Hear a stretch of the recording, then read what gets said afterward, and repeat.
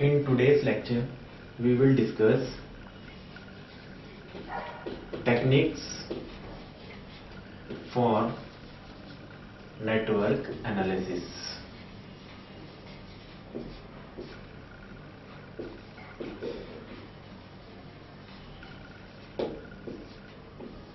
Means we will discuss the techniques for the network analysis. एक network को solve करने के लिए हमारे पास कितने प्रकार की टेक्निक्स होती हैं. First one, Maxwell loop method.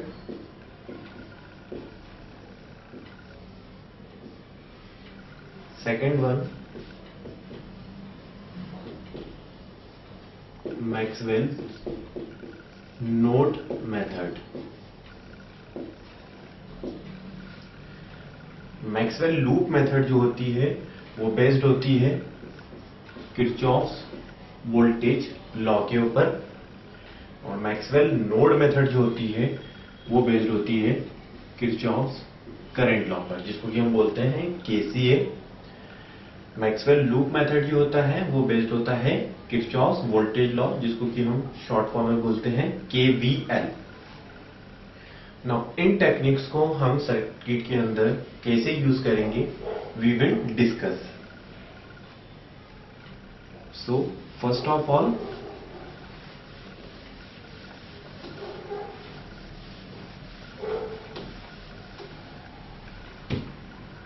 Maxwell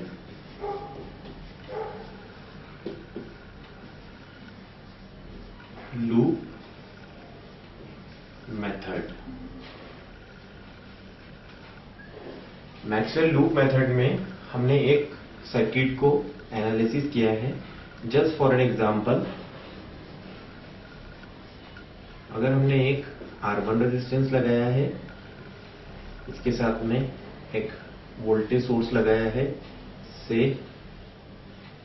50 volt, इसके साथ में एक रेजिस्टेंस लगाया है R2, एक रेजिस्टेंस है हमारे पास R3. Now this is 50 volt. अगर हम 50 वोल्ट ले रहे हैं तो इसको हम लोग V1 ले लेते हैं, या फिर हम R1 की वैल्यूज को भी रख देते हैं. से फॉर एन R1 को R1 ले लेते हैं, और जो 50 वोल्ट की बैटरी है उसको V1 से डिनोट कर लेते हैं. This is R4, this is voltage source V2. अब with the help of Maxwell loop method इस क्वेश्चन को हमें सॉल्व करना है. तो सबसे पहले मैक्सवेल लूप मेथड बेस्ड होता है किरचॉफ्स वोल्टेज लॉ पे. सो हमने यहां पर एक लूप करंट माना है I1, यहां पर एक लूप करंट माना है I2. नाउ अब मैक्सवेल लूप मेथड में हमें इसको केवीएल से सॉल्व करना है मैक्सवेल लूप मेथड को. तो जब भी हम मैक्सवेल लूप मेथड लगाएंगे तो इसके अंदर किरचॉफ्स वोल्टेज लॉ लगाते हैं. किरचॉफ्स वोल्टेज लॉ हम कैसे लगाएंगे? करंट का डायरेक्शन हमने इसको ऐसे लिया है, इसको हमने प्लस माइनस, इसको प्लस माइनस इसके लिए लिया है, इस डायरेक्शन के लिए, इस लूप के लिए. नाउ हम हमेशा सेकेंड डायरेक्शन कंसिडर करते हैं, तो हमने V1 लिया है क्योंकि इसका सेकेंड डायरेक्शन अगर हम यहां से देखें करंट के अकॉर्डिंग तो ये प्लस है. इसका अगर हम सेकेंड डायरेक्शन देखें तो हमारे पास आएगा I1 इंटू R1. यहां पर हम इसका सेकेंड डायरेक्शन देखेंगे तो हमारे पास आएगा R2, और इस R2, ये जो R2 है ये दोनों लूप के बीच में है, इसलिए I1 माइनस I2 लिखना पड़ेगा. I1 माइनस I2 इसलिए लिख रहे हैं कि I1 का डायरेक्शन इस डायरेक्शन में है, I2 इस डायरेक्शन में, दोनों अपोजिट डायरेक्शन में आ रहे हैं, इसलिए हमने इसको I1 माइनस I2 लिखा है एंड इक्वल टू 0. इसको जब हम सॉल्व करेंगे तो हमारे पास आएगा V1, यहां से हमारे पास I1 है, यहां से भी I1 आएगा. दोनों I1 को अगर हम लोग कॉमन निकालेंगे तो हमारे पास आएगा R1 प्लस R2. इस R2 का अंदर मल्टीप्लाई करेंगे तो हमारे पास plus I2 into R2 is equal to 0. यहां से इसको सॉल्व करेंगे हम लोग तो हमारे पास आएगा minus of I1 R1 plus R2 plus of I2 into R2 is equal to minus of V1. This is our equation first. Now अब इक्वेशन सेकेंड को सॉल्व करेंगे with the help of loop second. इसका direction हम plus minus plus minus plus minus लगाएंगे और इसकी जो equation है वो हम यहाँ लिखेंगे. सेकेंड डायरेक्शन को हम लोग देखेंगे तो minus of R2, this time I2 minus I1, because अब हम I2 के रेफरेंस में लगा रहे हैं. तो I2 minus of I1 minus of R3 I2 minus of R4 I2 minus of V2 is equal to 0. Now इसको हम लोग सॉल्व करेंगे. सबसे पहले हम लोग यहां पर से I1 को कॉमन निकालेंगे. तो इस R2 का इस I1 के साथ मल्टीप्लाई करेंगे तो हमारे पास आएगा R2 I1, बिकॉज ये वाला माइनस और ये वाला माइनस प्लस हो जाएगा. नाउ I2 में माइनस I2 यहां पर से अगर हम लोग कॉमन निकाल रहे हैं तो अंदर बचेगा हमारे पास R2, यहां पर से प्लस R3 और यहां से प्लस R4. इस V2 को इज इक्वल टू के उधर ले जाएंगे तो हमारे पास बचेगा V2. This is our equation second and this is our equation first. इन दोनों इक्वेशन को हम लोग क्रैमर्स रूल से सॉल्व करेंगे और क्रैमर्स रूल से सॉल्व करने के बाद हम I1 और I2 की वैल्यू को फाइंड आउट कर लेंगे. नाउ ये बात की है अभी हमने मैक्सवेल लूप मेथड की. जब मैक्सवेल लूप मेथड को हमने एक सर्किट के अंदर लगाया है तब हमने I1 और I2 की वैल्यू निकाली है. बट इसी क्वेश्चन को अगर हम एक शॉर्ट ट्रिक से, जिसको कि हम डिटर्मिनेंट्स मेथड से अगर सॉल्व करना चाहते हैं, सेम यही इक्वेशन आएगी हमारे पास, बट हम इसको डिटर्मिनेंट्स मेथड से भी सॉल्व कर सकते हैं, जिसमें कि हमें प्लस माइनस का ध्यान नहीं देना पड़ेगा. सिर्फ उस सर्किट के अंदर हमें कितने लूप बन रहे हैं, कितने हमें करंट फाइंड करना है, उसकी हेल्प से भी हम इस क्वेश्चन को सॉल्व कर सकते हैं. हम यहाँ पर उसको इस प्रकार से लिख सकते हैं.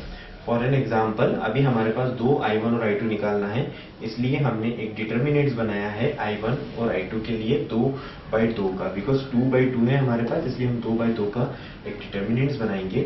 हमें डिटर्मिनेंट्स में वैल्यूज पहले से ही पता है कि फर्स्ट एलिमेंट होता है A11, A12, A21 और A22.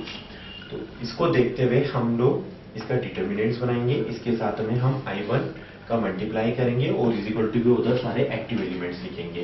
मीन्स हम करने क्या वाले हैं यहाँ पर, हम यहाँ पर according to the Kirchhoff's voltage law ही लगाएंगे हम लोग. मीन्स हम फर्स्ट वाली जो हम डिटर्मिनेंट्स बनाएंगे, जिसको कि हम लोग मैट्रिसेस के फॉर्म में लिखेंगे, उसमें हम लोग लिखेंगे जितने भी आपके रेजिस्टिव एलिमेंट्स हैं, जिसको कि हम पैसिव एलिमेंट्स बोलते हैं. उसके साथ में हम I1 और I2 वाला मैट्रिसेस बनाएंगे. तो I लिखेंगे यहाँ पर और इसके इज इक्वल टू में हम लोग वोल्टेज वाली मैट्रिसेस बनाएंगे. नाउ वन बाय वन इसको अगर हमें लिखना है तो हम लोग इसको इस फॉर्म में किस प्रकार से लिखेंगे. फर्स्टली हम लोग लिखेंगे जितने भी पैसिव एलिमेंट्स वाली हमारे पास मैट्रिसेस है उसको, it may be in a form of determinants. हमने डिटर्मिनेंट्स के फॉर्म में लिखा है. डिटर्मिनेंट्स के फॉर्म में हम जब लिखेंगे तो पहला एलिमेंट होता है A11. तो A11 में जितने भी पैसिव एलिमेंट्स आ रहे हैं, ये दोनों पैसिव एलिमेंट्स आ रहे हैं, इसके अलावा कोई सा पैसिव एलिमेंट्स नहीं आ रहा है, तो इसको हम लोग लिख देंगे R1 प्लस R2. यहाँ पे जो एलिमेंट होता है वो होता है A12. तो A12 मीन्स 1 और सेकेंड इन दोनों वाले लूप में जो बीच में आ रहा है, तो वो आ रहा है हमारे पास R2. तो हमने यहाँ पर R2 लिख दिया है. माइनस साइन इसलिए लगाया है कि दोनों का डायरेक्शन अपोजिट है. यहाँ पर हम लोग A12 जो है वो A21 के बराबर होगा हमारे पास, इसलिए माइनस R2 लिखा है हमने. 2 मतलब सेकेंड वाले लूप में जितने भी पैसिव एलिमेंट्स हैं उनका हम सम कर देंगे. R2 plus R3 plus R4. इसके साथ में हमारे पास आ जाएगा I1 and I2 is equal to के उधर जो हम लोग लिखेंगे उसको भी हमने लिखा है, उसको लिखेंगे हम लोग एक्टिव एलिमेंट्स के फॉर्म में. एक्टिव एलिमेंट्स के फॉर्म में लिखेंगे तो इसका सेकंड डायरेक्शन जो है हमारे पास V1 है, तो उसको V1 लिख देंगे. इसका सेकंड साइन जो है अगर V2 है माइनस के साथ, तो अपन माइनस V2 लिख देंगे. इन दोनों इक्वेशन को सॉल्व कर लेंगे और दोनों इक्वेशन को सॉल्व पहले डिटर्मिनेंट्स को सॉल्व करेंगे. डिटर्मिनेंट्स को सॉल्व करेंगे तो फर्स्ट आएगा हमारे पास element R1 plus R2 into I1 minus of R2 into I2 is equal to V1, जो हमारी फर्स्ट इक्वेशन बनी थी प्रीवियसली। अब वो यहाँ पर फर्स्ट इक्वेशन हमारी ये हो जाएगी। सेकंड इक्वेशन को हम लोग लिखेंगे तो लिखेंगे R2 multiplied by I1 plus of R2 plus R3 plus R4 into I2 is equal to minus of V2। ये हमारी इक्वेशन सेकंड होगी। इसको साइमल्टेनियसली इक्वेशन के साथ में सॉल्व करके I1 और I2 दोनों की वैल्यूज को हम फाइंड आउट कर लेंगे, जो कि हमारी प्रीवियसली जो हमने निकाली थी KVL से उस मेथड के बराबर होगी। नाउ ये बात होती है अभी हमारी मैक्सवेल लूप मेथड की। मैक्सवेल लूप मेथड के बाद हमारे पास आता है मैक्सवेल नोड मेथड। नाउ अब मैक्सवेल नोड मेथड को हम किस मेथड से सॉल्व करेंगे और उसकी क्या शॉर्ट ट्रिक होगी वो हम लोग देखेंगे। अब आता है हमारे पास मैक्सवेल लूप के बाद आता है हमारे पास Maxwell's node method. Maxwell's node method अब हम देखेंगे। मैक्सवेल नोड मेथड के लिए हमने एक रेजिस्टेंस लिया है, उस रेजिस्टेंस के साथ में एक वोल्टेज सोर्स लिया है, एक रेजिस्टेंस फिर लिया है, उस रेजिस्टेंस के साथ में एक और रेजिस्टेंस है, उसके साथ में एक बैटरी लगी हुई है। इस बैटरी के साथ में हमने एक रेजिस्टेंस लिया हुआ है, रेजिस्टेंस के साथ में हमने एक बैटरी ली हुई है, इस बैटरी के साथ में हमने एक और रेजिस्टेंस लिया है और एक और रेजिस्टेंस को उसके साथ में सीरीज में लिया हुआ है। से for an example this is V1, this is V2, this is V3, this is R1, this is R2, this is R3, this is R4, this is R5, this is R6 and this is R7। First of all जब भी हम Maxwell node method से solve करेंगे तो हमें node put करना पड़ेगा इस सर्किट के अंदर। तो फर्स्टली नोड हमारा जो है वो V1 है, सेकेंड वाला जो नोड है हमारा वो V2 है। इन दोनों नोड पर हम लोग किरचॉफ्स करंट लॉ लगाएंगे। किरचॉफ्स करंट लॉ हम इस प्रकार से लगाएंगे कि जब फर्स्टली हम V1 नोड को कंसीडर कर रहे हैं तो V1 नोड हमारा हायर पोटेंशियल पर होगा। इसके कंपैरिजन में जितने भी पोटेंशियल होंगे वो लोअर पोटेंशियल पे होंगे। तो फर्स्टली हम नोड 1 पर KVL लगाएंगे, किरचॉफ्स करंट लॉ लगाएंगे, sorry Kirchhoff's current law node 1 पर। तो नोड 1 पर जब हम लगाएंगे तो नोड 1 पर हमारी इक्वेशन आएगी V1। यहां से हम अगर इसका सेकंड साइन देखते हैं तो माइनस ऑफ V1, यहां पर हमने अगर यहां पर V1 ले रखा है हमने और यहां पर भी V1 ले रखा है तो इसको हम लोग V1 डैश या फिर V डैश पुट कर देते हैं और इसको हम लोग ले लेते हैं V डबल डैश। तो हम लोग अगर नोड 1 पर लगा रहे हैं तो नोड 1 पर हमारे पास होगा V dash minus of V1 divided by R1, this is R1। उसके बाद हमारे पास आएगा V डैश, यहां से इसको देखेंगे तो minus of V2 divided by R3। उसके साथ में आ जाएगा हमारे पास V dash minus V double dash divided bye R4। ये हमारी इक्वेशन हुई क्योंकि V डैश के साथ में हमारे पास एक ये ब्रांच कनेक्ट थी, एक ये ब्रांच कनेक्टेड थी, एक ये ब्रांच कनेक्टेड थी, टोटल 3 ब्रांच कनेक्टेड थी, इसलिए हमारे पास 3 इसमें के अंदर आ गए हैं। इसको हम लोग सॉल्व करके V1 और V डैश के फॉर्म में एक इक्वेशन बना लेंगे। सेकेंड इक्वेशन हम जो बनाएंगे, सेकेंड इक्वेशन हम नोड V2 के ऊपर लगाएंगे। ये नोड 1 की बात हुई थी हमारे पास, जब हम नोड 2 पर लगाएंगे। अब हमारी बात आती है नोड 2 पर। जब नोड 2 पर हम किरचॉफ्स करंट लॉ लगाएंगे तो हमारे पास इक्वेशन आएगी V double dash minus of V dash divided bye R4 plus V double dash plus of V3 divided by R5। यहां पर प्लस इसलिए लगाया है कि जब हम इसको हायर पोटेंशियल से देखेंगे तो हमारी बैटरी की पोलैरिटी रिवर्स में है, नेगेटिव पॉजिटिव है, इसलिए V3 प्लस में आएगा डिवाइडेड बाय R5। R5 ऊपर लगा हो या इसके बाद में लगा हुआ हो उसका कोई इफेक्ट नहीं होता है बिकॉज इसके साथ ये सीरीज में लगा हुआ है। उसके बाद plus V double dash divided by R7 plus R6। Is equal to 0। ये हमारी इक्वेशन सेकंड हो जाएगी। हमारी इक्वेशन फर्स्ट ये थी और ये हमारी इक्वेशन सेकंड हो जाएगी। इन दोनों इक्वेशन को हम लोग सॉल्व करके यहाँ से v डैश और v डबल डैश की वैल्यूज को हम लोग फाइंड आउट इजीली कर सकते हैं। ये बात हुई थी अभी हमारी जब हमने नोडल एनालिसिस की बात की। तो नोडल एनालिसिस में हमने दो नोड को कंसीडर किया और उन दो नोड के ऊपर हमने नोडल एनालिसिस किया जिसकी की वैल्यू हमारे पास v double dash minus v dash के फॉर्म में आई है। ये बात होती है हमारी नोडल एनालिसिस के फॉर्म में। बट नोडल एनालिसिस को भी अगर हमें डिटर्मिनेंट्स फॉर्म में लिखना है तो हम डिटर्मिनेंट्स फॉर्म में भी नोडल एनालिसिस को आराम से लिख सकते हैं। और उसको लिखने के लिए सबसे पहले हम लोग क्या करेंगे, जैसे फॉर एन एग्जाम्पल अगर हमें नोडल एनालिसिस को लिखना है डिटर्मिनेंट्स के फॉर्म में तो हम लोग v of y is equal to i वाला फॉर्म लगाएंगे। v ऑफ i का मतलब ये होता है मीन्स हम जो है हमारे पास एक v मैट्रिक्स होगी, उसके साथ में हमारे पास एक y मैट्रिक्स होगी और उसके साथ में हमारे पास एक i मैट्रिक्स होगी। ओके, नाउ हम सबसे पहले यहाँ से एक y मैट्रिक्स को v के साथ में मल्टीप्लाई करके उससे i की वैल्यूज को फाइंड आउट करेंगे। v डैश और v2 की वैल्यूज भी हमारे पास फाइंड आउट हो जाएगी। नाउ जब हम लोग यहाँ पर डिटर्मिनेंट्स बनाएंगे तो हमारे पास दो नोड हैं, इसलिए हमने 2/2 की डिटर्मिनेंट्स को कंसीडर करेंगे। जब 2/2 की डिटर्मिनेंट्स को हम कंसीडर करेंगे तो सबसे पहले इस नोड को कंसीडर करेंगे। इस नोड को कंसीडर करते वक्त हम इसका एडमिटेंस फॉर्म लिखेंगे जितने भी पैसिव एलिमेंट्स हैं।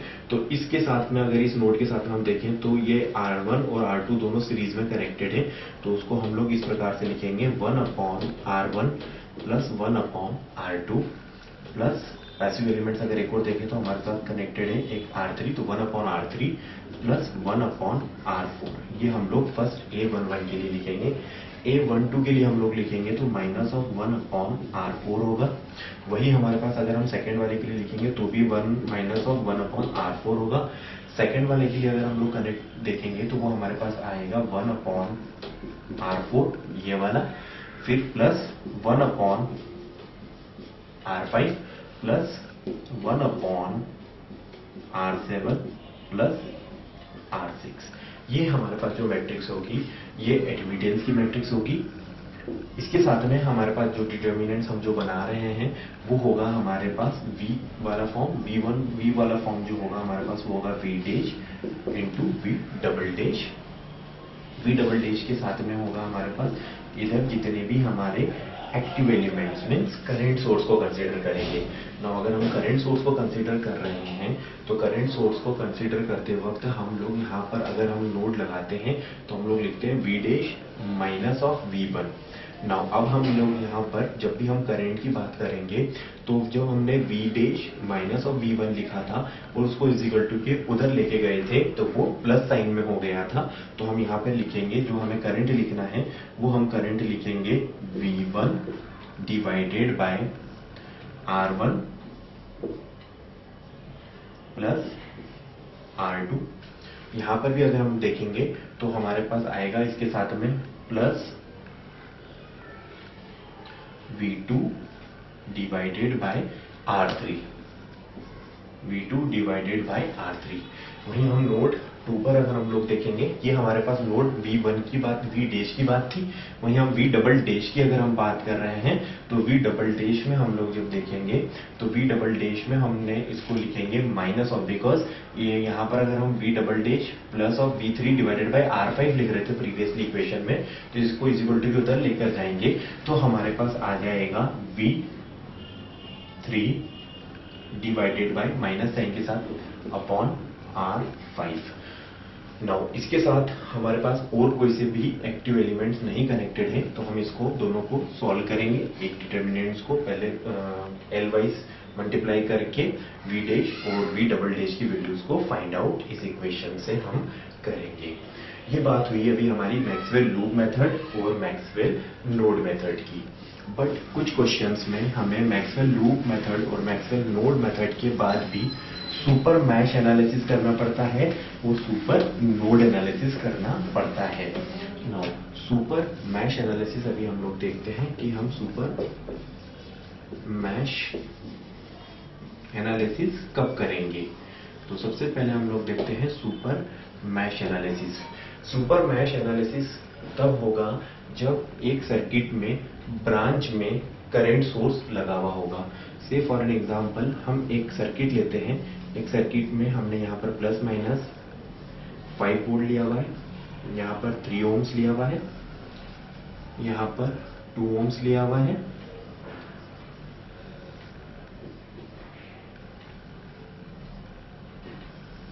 एक 10 एम्पियर का करंट सोर्स लिया हुआ है, एक 3 ओम्स लिया हुआ है, इसके साथ में एक रेजिस्टेंस लिया हुआ है से 5 ओम्स, और यहाँ पर एक हमारे पास रेजिस्टेंस है से 6 ओम्स। एक करंट हमारे पास है I1 यहाँ पर, एक करंट है हमारे पास I2 यहाँ पर। हमें I1 और I2 की वैल्यू को फाइंड करना है। नाउ सुपर मैश एनालिसिस हम तब लगाते हैं सर्किट के अंदर जबकि हमें एक ब्रांच के अंदर एक करंट सोर्स आ जाता है। जब भी करंट सोर्स आ जाएगा तो हम लोग यहाँ पर सुपर मैश एनालिसिस करेंगे। Now according to the super mesh analysis हम एक ऐसा मैश बनाते हैं जिसमें कि सॉल्व करने में हमें प्रॉब्लम नहीं होगी। नाउ अब हम इसको सॉल्व ऐसे करेंगे कि हम एक सुपर मैश लगाएंगे, इसको कि नाम हमने सुपर मैश रखा है। इस सुपर मैश की पोलैरिटी हम इस करंट के हिसाब से लेंगे। इस करंट के हिसाब से हम देखें तो ये प्लस माइनस, ये प्लस माइनस, ये था plus minus, this is plus minus. Now सबसे पहले हम इस बड़े लूप के अंदर एक किरचॉफ्स वोल्टेज लॉ को लगाएंगे। तो किरचॉफ्स वोल्टेज लॉ अगर हम यहाँ से लगाएंगे तो हमारे पास आएगा 5 माइनस 3I1 माइनस 2I1। यहाँ से हम देखेंगे तो यहाँ पर आएगा हमारे पास minus of 5I2 minus of 6I2 is equal to 0। और इस इक्वेशन को अगर हम लोग सॉल्व करते हैं तो हमारे पास आएगा 3I1 minus 2I1 means minus 5I1। यहाँ से आएगा हमारे पास minus 11I2 is equal to minus of 5। सारे माइनस को लेके अगर हम लोग कैंसिल आउट कर देंगे तो हमारे पास फर्स्ट इक्वेशन बनेगी 5I1 plus 11I2 is equal to 5। This is our equation first. Now जब भी हम सुपर मैश एनालिसिस की बात करते हैं तो हमें पता है कि जिस भी ब्रांच के अंदर अगर करंट सोर्स आ जाता है तो वहां पर हम सुपर मैश एनालिसिस की बात करते हैं। तो फर्स्ट इक्वेशन तो हमारी सुपर मैश से निकलेगी। सेकेंड इक्वेशन जो हमारी निकलेगी वो इस करंट सोर्स की पोलैरिटी को देख के हम लोग निकालेंगे।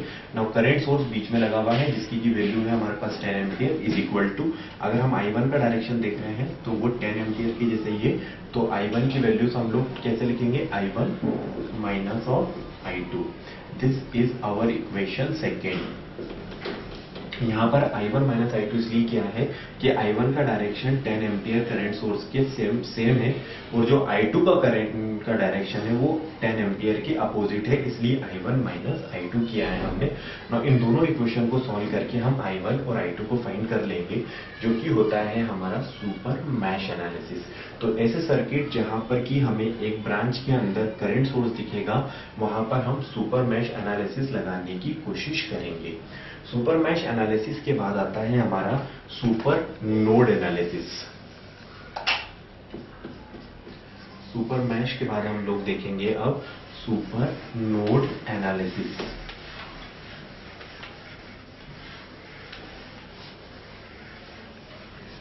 Super node analysis.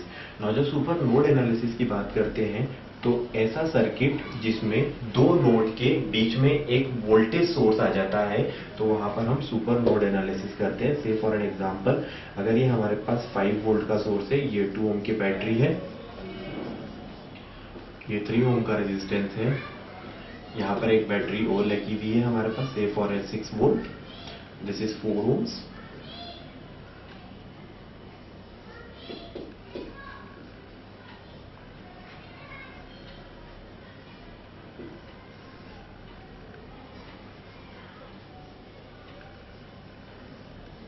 से फॉर एन एग्जांपल हमने इसको 4 लिया है, इसको हमने 6, इसको हमने 2 ओम्स ले रखा है और इसको हमने 3 ओम्स ले रखा है और इसको हमने 50 वोल्ट ले रखा है, से for an example this is 50 volt.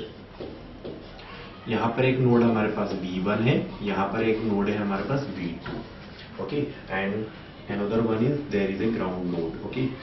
जब भी हम नोडल एनालिसिस की बात करते हैं, जिसमें कि हम सुपर नोड एनालिसिस की बात करते हैं, तो सुपर नोड एनालिसिस में हम तभी लगाएंगे जब दो वोल्टेज सोर्स के बीच में दो नोडल वोल्टेज के बीच में एक वोल्टेज सोर्स आ जाता है। मींस जब हमारे पास दो नोड V1 और V2 होंगे और उसके बीच में एक वोल्टेज सोर्स हमें दिखेगा, तो हम उसको सुपर नोड एनालिसिस से सॉल्व करेंगे। ना जब भी हम सुपर नोड एनालिसिस से सॉल्व करेंगे, तो सबसे पहले हम लोग एक इक्वेशन बनाएंगे। वो इक्वेशन होगी हमारी, हम साइमल्टेनियसली इन दोनों नोड के ऊपर लगाएंगे, but before that first equation हम इसको ही देख के बना देंगे। हम बनाएंगे V1 minus of V2 is equal to 50। हमने V1 minus V2 is equal to 50 इसलिए लिखा है यहां पर कि जो हमारा V1 कनेक्टेड है वो V1 positive terminal of the battery से कनेक्टेड है और जो V2 है वो negative terminal of the battery से कनेक्टेड है, इसलिए V1 minus V2 is equal to 50 volt लिखा है हमने। लेकिन अगर हमने इसकी पोलैरिटी को चेंज कर दिया, इधर प्लस और इधर माइनस कर दिया, उस केस में हमें V2 minus V1 is equal to 50 volt लिखना पड़ेगा। This is our equation first. उसके बाद हमें इक्वेशन जो सेकंड निकालना है, वो सेकंड इक्वेशन हम लोग निकालेंगे साइमल्टेनियसली इन दोनों नोड के ऊपर नोडल एनालिसिस करके। वो हम कैसे निकालेंगे? वो हम निकालेंगे, यहां से हम लोग नोडल एनालिसिस लगाएंगे। वो लगाएंगे हम लोग V1 minus of 5 divided by 2 plus 3 is 5 plus V1 minus of 6 divided by 4 plus अब V2 के ऊपर लगाएंगे। अभी ये बात होगी V1, इस वाली ब्रांच को हम छोड़ देंगे क्योंकि उसमें हमने इक्वेशन फर्स्ट बना चुके हैं हम। अब हम V2 के ऊपर लगाएंगे, तो V2 divided by 6 plus V2 divided by 5 is equal to 0. This is our equation second. और हमें इक्वेशन 1 और इक्वेशन 2 से V1 और V2 की वेरी इजीली वैल्यू हमें फाइंड आउट हो जाएगी। तो जब भी हम सुपर नोड एनालिसिस की बात करते हैं, तो हमें पता है कि जब भी दो नोड के बीच में एक वोल्टेज सोर्स लगा होगा, तो वहां पर हम सुपर नोड एनालिसिस की बात करेंगे। नाउ अभी हमने जो बात की है सुपर मैश एनालिसिस की, सुपर नोड एनालिसिस की, उससे पहले हमने बात की थी मैश एनालिसिस की एंड मैक्सवेल नोड एनालिसिस की बात की थी। नाउ इसको अगर हमें एक सर्किट के अंदर सॉल्व करना है, तो हम कैसे सॉल्व करेंगे वो हम देखते हैं। अगर हमें मैक्सवेल लूप मेथड से क्वेश्चन को सॉल्व करना है, से फॉर एन एग्जांपल अगर हमारे पास है एक 4 ओम का रेजिस्टेंस, इसके साथ में हमारे पास एक वोल्टेज सोर्स लगा हुआ है, उसके साथ में एक रेजिस्टेंस है, इस रेजिस्टेंस के साथ में एक वोल्टेज सोर्स और लगा हुआ है। से फॉर एन एग्जांपल एक 3 ओम का रेजिस्टेंस है और this is 3 ohms, this is 2 ohms, this is 1 ohms, this is 6 ohms, this is negative positive. अब यहां पर हमने इसको 10 वोल्ट ले रखा है, इसको हमने 20 वोल्ट ले रखा है, इसको हमने 60 वोल्ट ले रखा है। यहाँ पर करंट है हमारे पास I1, यहाँ पर करंट है हमारे पास I2। नाउ इसको हम शॉर्ट ट्रिक मेथड से सॉल्व करेंगे। शॉर्ट ट्रिक मेथड से हम ऐसे सॉल्व करेंगे कि हमने इसकी 2/2 की डिटर्मिनेंट्स बनाई है, क्योंकि हमारे पास I1 और I2 गिवन है। इसमें हमारे पास जितने भी पैसिव एलिमेंट्स हैं हम उनको लिखते हैं, इसका मल्टीप्लाई हम I1 और I2 के साथ करते हैं और यहाँ पर हम एक्टिव एलिमेंट्स लिखते हैं। तो सबसे पहले A11 की हम लोग बात करेंगे, तो 1 + 4 + 2 6 + 1 इज 7। 1 और 2 उन दोनों के बीच में हमारे पास -2 होगा, क्योंकि एक ही एलिमेंट लगा हुआ है हमारे पास 2 ओम्स का, I1 - I2 के बीच में लगा हुआ, बिकॉज दोनों का डायरेक्शन डिफरेंट है, इसलिए -2 लगा है। लेकिन अगर हम I2 का डायरेक्शन इस डायरेक्शन में कर देंगे तो ये +2 हो जाएगा। 2 1 भी हमारे पास -2 होगा। 2 2 की अगर हम लोग बात करेंगे तो 2 + 3 = 5 + 6 इस 11 हो जाएगा हमारे पास। I1 और I2 को हम ऐसी पोजीशन में रखेंगे। इसके इक्वल टू के उधर हम एक्टिव एलिमेंट्स को रखेंगे। एक्टिव एलिमेंट्स की डायरेक्शन अगर हम लोग देखेंगे तो +10 और यहां से इसको देखेंगे तो -20।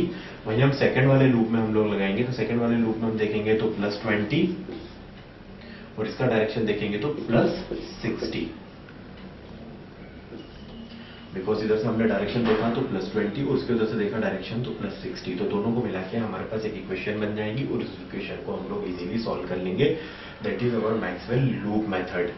अब इसी क्वेश्चन को अगर हमें मैक्सवेल नोड मेथड से सॉल्व करनी है तो हम मैक्सवेल नोड मेथड से किस प्रकार से सॉल्व करेंगे। मैक्सवेल नोड मेथड से हम जब सॉल्व करेंगे तब हम अंदर लूप के अंदर करंट को नहीं लेंगे, हम वहां पर नोड लगाएंगे। अब नोड लगाएंगे हम लोग, तो नोड किस प्रकार से लगाएंगे। इस केस में हमने एक नोड मानी हुई है V1। उस V1 को अगर हमें सॉल्व करना है तो हम V1 को सॉल्व करने के लिए किस प्रकार से सॉल्व करेंगे। एक नोड है हमारे पास V1, तो V1 -10 divided by 4 + 1 is 5 plus V1 -20 divided by 2 plus V1 +60 divided by 9 is equal to 0। यहां से एलसीएम लेके हम V1 की वैल्यूज को फाइंड आउट कर लेंगे, बिकॉज इसके अंदर एक ही नोड था हमारे पास, उसके साथ में हमने एक ग्राउंड नोड माना हुआ है। इस सर्किट को सॉल्व करना हमारे लिए इजीली हो जाएगा। तो अभी हमने बात की मैक्सवेल नोड मेथड की और मैक्सवेल लूप मेथड की, जिसमें कि हमने ये देखा कि जब भी हमारे पास एक नोड लगा हुआ हो तो उस पर हम नोडल एनालिसिस कैसे करते हैं। अगर हमारे पास एक लूप दिया हुआ है तो उसके अंदर हम मैश एनालिसिस किस प्रकार से करते हैं। नाउ अब बात आती है कि कई बार हमें डिपेंडेंट सोर्स के लिए क्वेश्चंस को सॉल्व करना रहता है, तो हमें डिपेंडेंट सोर्स के क्वेश्चंस को मैक्सवेल लूप और मैक्सवेल नोड मेथड से कैसे सॉल्व करेंगे वो अब हम देखेंगे। से फॉर एन एग्जाम्पल हमने एक सर्किट बनाया है जिसमें कि यहाँ पर हमारे पास 60 वोल्ट का सप्लाई है। 60 वोल्ट के सप्लाई के साथ में हमारे पास एक यहाँ पर 20 ओम्स का एक रेजिस्टेंस है। इस रेजिस्टेंस के साथ में एक हमारे पास डिपेंडेंट सोर्स लगा हुआ है। उस डिपेंडेंट सोर्स की वैल्यू है हमारे पास 10 ऑफ IA। इस डिपेंडेंट सोर्स के साथ में एक रेजिस्टेंस हमारे पास लगा हुआ है, से फॉर एन एग्जाम्पल 4 ओम्स का रेजिस्टेंस एक लगा हुआ है। तो हमने 4 ओम्स का एक रेजिस्टेंस लगा हुआ है। से फॉर एन एग्जाम्पल अगर यहाँ पर एक बैटरी लगी हुई है प्लस माइनस के साथ में, जिसकी की वैल्यू है हमारे पास 40 वोल्ट की बैटरी लगाई है हमने। इस 40 वोल्ट की बैटरी के साथ में हमने एक 4 ओम्स का एक रेजिस्टेंस लिया है और रेजिस्टेंस को ले जाकर इससे कनेक्ट किया हुआ है। यहाँ पर जो करंट आ रहा है वो है हमारे पास IA। हमें IA की वैल्यू को फाइंड करना है। क्वेश्चन कुछ इस प्रकार से है, एक 60 वोल्ट की बैटरी है, उसके साथ में सीरीज में 20 ओम्स का एक रेजिस्टेंस लगा हुआ है, उसके साथ एक ब्रांच में जो पैरेलल है उसमें 10 ऑफ IA का एक voltage current dependent voltage source लगा हुआ है, 4 ओम की एक रेजिस्टेंस लगा हुआ है, 40 वोल्ट की बैटरी लगी हुई और एक 4 ओम्स का रेजिस्टेंस लगा हुआ है। IA यहाँ पर हमें दिया हुआ है। हमें इस सर्किट के अंदर IA की वैल्यू को फाइंड करना है। हमें फाइंड करना है IA की वैल्यू को हमें फाइंड करना है। तो हम इसको दोनों मेथड से सॉल्व करते हैं। पहले हम लोग कर सकते हैं, पहले हम लोग इसको मैक्सवेल लूप से करेंगे और उसके बाद फिर हम इसको मैक्सवेल नोड मेथड से सॉल्व करेंगे। तो जब मैक्सवेल लूप मेथड से सॉल्व करेंगे तो हमने एक करंट यहाँ पर I1 माना है, सेकेंड करंट हमने यहाँ पर I2 माना है। फर्स्ट वाले लूप में हम मैक्सवेल लूप मेथड से सॉल्व कर रहे हैं तो KVL लगाएंगे। KVL लगाएंगे तो हमारे पास आएगा 60 -20 of I1 -10 of IA -4 of I1 of I2 is equal to 0। 10 of IA इसलिए लिखा है क्योंकि इसका सेकंड डायरेक्शन हम देखेंगे तो माइनस है हमारा। इसमें हमने जो लगाया है वो प्लस माइनस के साथ में लगाया है। यहाँ से हम लोग पहले I1 की वैल्यूज निकालेंगे। नाउ जब हम इसको सॉल्व कर रहे हैं लूप मेथड से तो हमें अलग ही दिख रहा है कि जो हमने I2 माना है, इस I2 को इस IA से अगर हम कंपेयर करें तो इस क्वेश्चन में हमें गिवन है कि जो I2 है वो IA के बराबर है। मीन्स जो डायरेक्शन ऑफ I2 है वही डायरेक्शन ऑफ IA है। तो हमने जहां पर भी IA आ रहा है उसको पुट कर देंगे हम I2, तो हमारे पास इक्वेशन बन जाएगी 60 -20 I1 -10 of I2 -4 of I1 plus of 4 of I2 is equal to 0। यहां से हम इसको सॉल्व करेंगे तो हमारे पास 20 ऑफ I1 माइनस में है, 4 ऑफ I1 भी माइनस में है, तो माइनस 24 ऑफ I1। I2 की वैल्यू यहां से और यहां से हम लोग देखते हैं तो प्लस 10 माइनस 10 में दिया हुआ है और ये प्लस 4 I2 दिया हुआ है। इन दोनों को हम लोग सॉल्व करेंगे तो माइनस ऑफ 6 I2 हो जाएगा हमारे पास, इज इक्वल टू के उधर ले जाएंगे 60 को तो माइनस ऑफ 60 हो जाएगा हमारे पास। This is our equation first. Now equation second निकालने के लिए हम लोग क्या करेंगे, जब इक्वेशन सेकंड के लिए हम लोग निकालेंगे तो इक्वेशन सेकंड को हम लोग, हमें यहाँ पर पता है, हमने यहाँ पे लिख दिया है पहले ही कि जो I2 है वो हमारे पास IA के बराबर है। अब हम सेकंड वाली लूप में किरचॉफ्स वोल्टेज लॉ लगाएंगे तो हमारे पास इक्वेशन आएगी यहाँ पर ये plus minus, this is our plus minus. तो प्लस माइनस से हम लोग इसको लिखेंगे तो हमारे पास आएगा minus of 4 I2 minus of I1 minus of 4 I2 minus of I1। यहां से इसका सेकेंड डायरेक्शन हम लोग देखेंगे तो हमारे पास आएगा प्लस ऑफ 10 ऑफ IA। यहां से इसका सेकेंड डायरेक्शन देखेंगे तो हमारे पास आएगा minus of 40 minus of 4 of I2 is equal to 0। Previously हम देख चुके हैं कि जो IA की वैल्यू है वो I2 के बराबर है, वो हम यहाँ पे रख देंगे तो हमारे पास इक्वेशन सेकंड बनेगी minus of 4 of I2 plus 4 of I1 plus 10 of I2 plus 10 of I2 minus 40 minus 4 of I2 is equal to 0। यहां से अगर हम I1 और I2 को डिफरेंशिएट करके I1 और I2 को वैल्यूज को 8 कर देंगे तो हमारे पास इक्वेशन आ जाएगी 4 ऑफ I1, जो हमारी सेकेंड इक्वेशन बनेगी 4 ऑफ I1। I2 को अगर हम लोग यहां से निकालेंगे तो ये हो जाएगा हमारे पास minus of 4 I2 plus 10 of I2 plus 6 I2 plus 6 I2 में से 4 I2 को माइनस कर देंगे तो plus 2 of I2 is equal to हमारे पास आ जाएगा 40। ये 40 हुए उधर जाकर प्लस में हो जाएगा तो ओवरऑल हमारे पास इक्वेशन सेकंड आ जाएगी। फर्स्ट इक्वेशन हमारे पास I1 के फॉर्म में आई थी, सेकंड वाली I1 और I2 के फॉर्म में आई, सेकंड भी हमारे पास I1 और I2 के फॉर्म में आई। इन दोनों को हम सॉल्व करके यहाँ से I2 की वैल्यू निकाल लेंगे। जो I2 की वैल्यू आएगी वही हमारे पास I1 की वैल्यू हो जाएगी, जो कि हमें क्वेश्चन के अंदर फाइंड करना थी। तो ये बात हुई जब हमने मैक्सवेल लूप मेथड लगाकर एक IA की वैल्यू को फाइंड आउट किया है। अगर हमें इसी क्वेश्चन को मैक्सवेल नोड मेथड से सॉल्व करना है तो हम यहाँ पर नोड प्लेस करेंगे और वो नोड प्लेस हम इस प्रकार से करेंगे कि जो फर्स्ट और सेकंड हमारी इक्वेशंस होगी, यहाँ पर हमने नोड एनालिसिस कर रहे हैं तो यहाँ पर हमने एक पॉइंट मान लिया V। अब इस नोड पे अगर हमें नोड एनालिसिस करना है तो हम लोग लिखेंगे V minus of 60 divided by 20 plus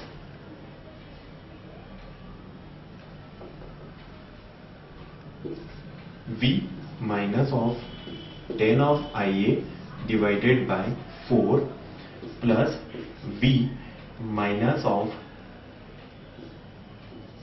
40 divided by 4 is equal to 0। यहां से हमारी ये इक्वेशन फर्स्ट बनेगी।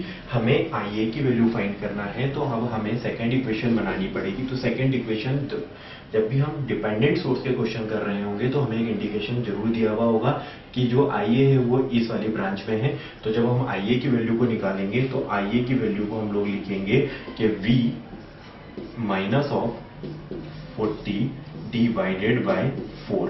बिकॉज जो IA है उसका डायरेक्शन यहां से दिया हुआ, मीन्स ये हायर पोटेंशियल पे है, ये लोअर पोटेंशियल पे, तो हमने लिखा V minus of 40 divided by 4। यहां से हमारी इक्वेशन सेकंड बनेगी। नाउ जब हमारे पास इक्वेशन फर्स्ट और इक्वेशन सेकंड को हम देखेंगे तो दोनों हमारे पास IA और V के फॉर्म में है। हम यहां से v की वैल्यू को इन टर्म्स ऑफ IA यहाँ पर पुट कर देंगे और यहाँ से इसको सॉल्व करेंगे तो हमारे पास फाइंड आउट हो जाएगा IA, बिकॉज ये दोनों इक्वेशन v और IA के फॉर्म में है, यहाँ पर भी v और IA के फॉर्म में है, तो दोनों इक्वेशन को सॉल्व करके हम लोग IA की वैल्यू को इजीली फाइंड आउट कर सकते हैं। ये हमने केस देखा जब हमारे पास डिपेंडेंट सोर्स लगा हुआ होगा। हम कुछ और क्वेश्चंस देखेंगे जिसके कि अंदर डिपेंडेंट सोर्स लगे हुए होंगे।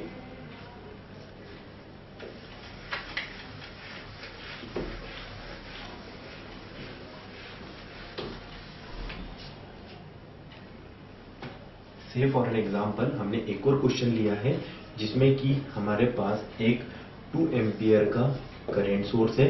इस 2 एम्पियर के करंट सोर्स के साथ में एक हमारे पास 5 ओम का रेजिस्टेंस लगा हुआ है। इस 5 ओम के रेजिस्टेंस के साथ में हमारे पास 10 ओम का रेजिस्टेंस लगा हुआ है। इस 10 ओम के रेजिस्टेंस के साथ में एक वोल्टेज सोर्स नेगेटिव और पॉजिटिव के साथ में यहाँ पे लगा हुआ है, जिसको कि हमने करंट डिपेंडेंट वोल्टेज सोर्स लिया है, जिसकी की वैल्यू है हमारे पास 30 ऑफ I1। इस 30 ऑफ I1 के उधर हमारे पास एक और रेजिस्टेंस लगा हुआ है जो कि है 20। इस 20 के साथ में एक 10 ओम्स का रेजिस्टेंस लगा हुआ है और इस 10 ओम्स के साथ में एक बैटरी लगी हुई है जो कि है हमारे पास 50 वोल्ट की। हमें यहाँ पर I1 की वैल्यू इस वाली ब्रांच में हमें गिवन है। हमें नोडल एनालिसिस करना है और इस V की वैल्यू को फाइंड करना है। With the help of nodal analysis we have to find the value of V in this circuit। यहाँ पे जो 30I1 लिखा हुआ है उसी का I1 हमें यहाँ पर गिवन है।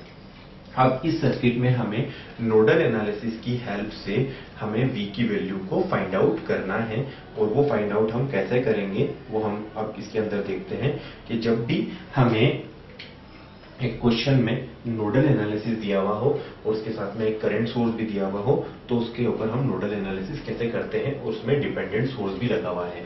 तो हम जब भी डिपेंडेंट सोर्स की बात करते हैं तो हम सबसे पहले इसकी वैल्यूज को फाइंड आउट करने की कोशिश करेंगे। इस V के ऊपर नोडल एनालिसिस लगाएंगे। तो नोडल एनालिसिस हम ऐसे लगाएंगे कि हमारे पास आएगा, सबसे पहले हम इसको एक काम करते हैं, थोड़ा छोटा कर लेते हैं। यहाँ पर हम इसकी वैल्यूज को फाइंड आउट करेंगे।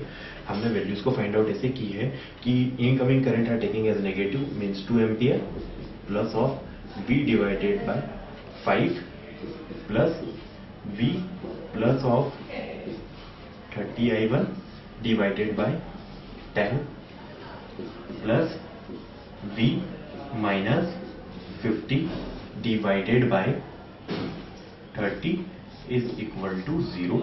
This is our equation first, जो कि बनेगी हमारे पास V और I1 के फॉर्म में। नाउ अब हमारे पास सेकंड इक्वेशन बनाना है।